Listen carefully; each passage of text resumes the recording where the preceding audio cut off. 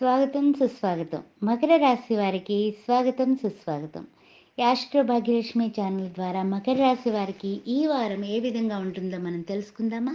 మకర రాశిలో గురుడు ప్రవేశించాడు. నిన్నటి రోజున నవంబర్ 21 మధ్యాహ్నం నుంచి గురుడు వచ్చేశాడు. తెలివితేటలు, ఆత్మవిశ్వాసం మీకు ఇదివరకటి కన్నా కూడా ఇప్పుడు పెరిగేటటువంటి అవకాశాలు మిన్నగా ఉన్నాయి. అంత క్రితం ఓన్లీ మనకి మకర రాశిలో ఉన్నది శని భగవానుడు మాత్రమే.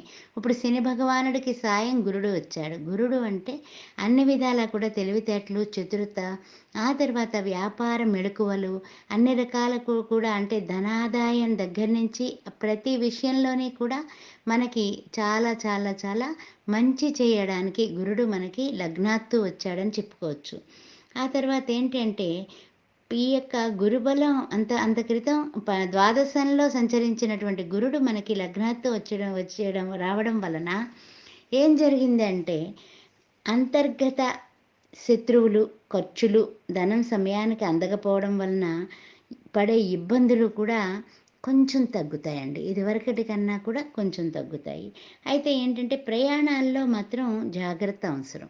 ఇప్పుడు అంటే ఏమిటి అంటే అంతర్గత శత్రువులు అంటే మనకి తెలియకుండా మన గురించి వెనుక వెనుక మాటలు మాట్లాడేటటువంటి అంతర్గతంగా మనల్ని దెబ్బతీస్తారన్నమాట. అంటే మానసికంగా. వాళ్ళ మాటల వలన మనం కొంచెం కృంగి ముందుకు వెళ్ళడానికి అవకాశాలు ఉన్నప్పటికీ కూడా వాళ్ళ మాటల వలన మనం వెళ్ళలేకపోతాం. అందువలన మీ యొక్క స్వభావంలో అందరితోటి ఆర్థికమైనటువంటి విషయాలు గానీ, తర్వాత ఇంట్లో విషయాలు గానీ బయట వాళ్ళతో దయచేసి మీరు పంచుకోవద్దు. మీ కుటుంబ సభ్యులతో మాత్రమే ఆర్థిక విషయాలు చెప్పండి. అందువల్ల ఏ విషయమైనా సరే బయట వాళ్ళకి చెప్పకండి. ఆ తర్వాత ఏంటంటే ఆరోగ్య విషయాల్లో జాగ్రత్తగా ఉండండి. కారణం ఏమిటంటే మనకి శని లగ్నాత్తు ఉన్నాడు, గురుడున్నాడు, ద్వితీయంలో చంద్ర సంచారం ఉంది.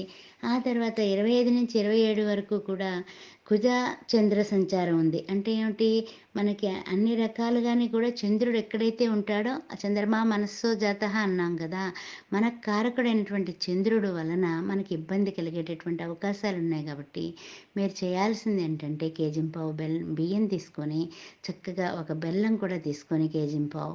ఆ తర్వాత చాలా చక్కనైనటువంటి విషయం ఏమిటంటే గనక పంచమ రాహువు వల్ల అంటే నల్ల మినుములు కూడా తీసుకొని నానబెట్టి గోమాతకి తినిపించండి 3 కూడా.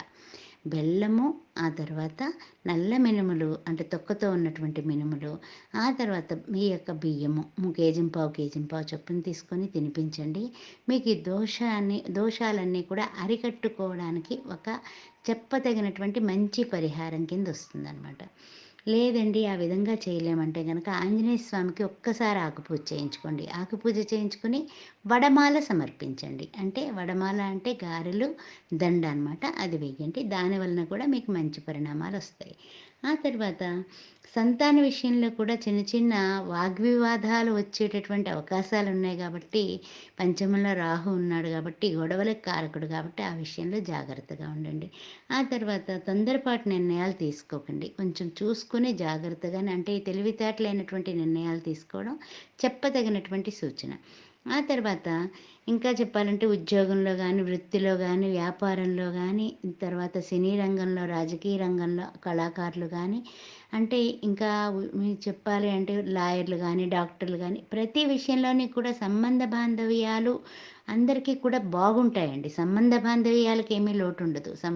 అందరూ మిమ్మల్ని మీ తెలివితేటలని ఇష్టపడతారు. కానీ మంచి అవకాశాలు వచ్చే ఆలోచన కూడా ఇప్పుడు మీకు నిన్నటి నుంచి మారింది గాబట్టి, కీర్తి వచ్చేటటువంటి అవకాశం ఉంది. సంబంధ బాంధవ్యాలు కూడా బంధుమిత్రుల్లో పెరిగే అవకాశం ఉంది. అయితే ఏంటంటే మార్పులుంటాయి. ఉద్యోగంలో మార్పులుంటాయి.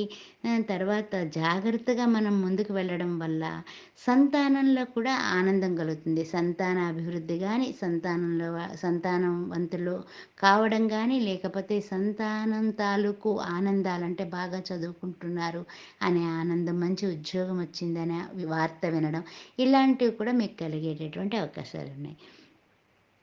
అయితే ఏంటంటే, ఇంకొక మంచి విషయం ఏంటంటే, పేదవాళ్ళకి అంటే చూడండి ఇప్పుడు ఎలాగ శీతాకాలం కాబట్టి పేదవాళ్ళకి కనీసం 5 దుప్పట్లు పంచండి. శని భగవానుడు చాలా సంతోషిస్తాడు. గురువు సంతోషిస్తాడు. ఆ తర్వాత మీకు కూడా ఇంకా ఇంకా ఆటంకాలు లేకుండా మంచి అభివృద్ధి పదంగా అన్ని రంగాల వారు కూడా చెప్పదగిన సూచనండి. ఇది మర్చిపోకండి. ముఖ్యంగా మకర రాశి వాళ్ళు. గురుడు మన దానిలోకి వస్తున్నాడు అంటే గురువుకు సంబంధించినటువంటి స్త్రీలైతే పసుపు కొమ్ములు దానం ఇవ్వండి. తప్పనిసరిగా మీకు పసుపు కుంకాలు చాలా బాగుంటాయి. అదే కాకుండా గుడికి సంబంధించినటువంటి పసుపు కూడా కేజీంపావు పసుపు కొమ్మలు తీసుకొని ఆడించి, ఆ కేజీంపావు గిర్నీకి తీసుకెళ్ళి, ఆ కేజీంపావు పసుపు ఒక గుడికి సమర్పించండి. చాలా మీ పసుపు కుంకాలు బాగుండడమే కాకుండా సుమంగళత్వం ఇంకా పెరుగుతుందండి. ఆ విషయం గుర్తుపెట్టుకోండి. గురువు మన రాశిలోకి వచ్చాడు అంటే గురువుకు సంబంధించినటువంటి అంటే సంపదకి కారకుడు, తెలివితేటలకు కారకుడు, అన్ని విధాలా మనకు ఉపయోగపడాలంటే గురువుని ప్రసన్నం చేసుకోవడానికి ఎక్కువ పసుపు రంగు వస్త్రాలు ధరించండి. పసుపు రంగు వస్త్రాలు దానం ఇవ్వండి. పసుపు రంగు గాజులు వేసుకోండి. ఆ విధంగా పసుపుని బాగా వినియోగించుకోండి. అందువల్ల గడపకి పసుపు రాసి బొట్టు పెట్టడం ఇవన్నీ చేయడం వల్ల మకర రాశి వాళ్ళకి సకల శుభాలు కలిగి ఆయురారోగ్య అష్ట ఐశ్వర్యాలతో ఉండాలని ఆ గురువునే నేను ప్రార్థిస్తున్నాను. గురు బ్రహ్మ గురు విష్ణు గురుదేవో మహేశ్వర గురు సాక్షాత్ పరబ్రహ్మ తస్మై శ్రీ గురువే నమః. మరి ఉండనా మరి గురు చరిత్ర పారాయణ చేసుకోండి. మీకు గురు కటాక్షం సంపూర్ణంగా కలుగుగాక. ఆస్ట్రో భాగ్యలక్ష్మి అని ఈ ఛానల్ని సబ్స్క్రైబ్ చేశారా? చేయకపోతే దయచేసి చేయండి. మరి నమస్కారం. మరలా మంచి విషయాలతో ప్రతిరోజు కూడా ఈ ఛానల్ ద్వారా మీ అందరినీ కలుసుకుంటున్నందుకు ఆనందం. నమస్తే.